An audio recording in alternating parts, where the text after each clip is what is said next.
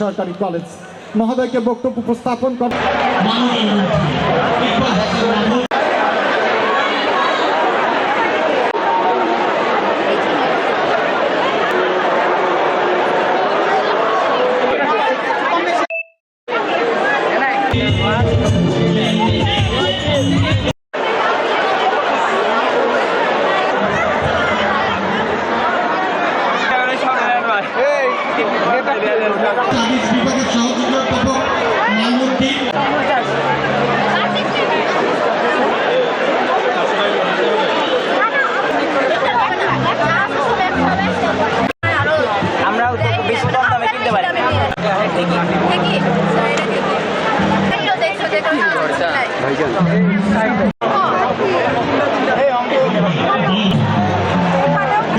নতুন বছরের প্রত্যাশা বলতে তো সবাই মিলে ভালো হাসি খুশি থাকা, ভালো থাকা। অন্যান্য বছরের চাইতে আলাদা এই জন্যই বলবো, কারণ হচ্ছে যে আমরা নতুন বাংলাদেশ পেয়েছি।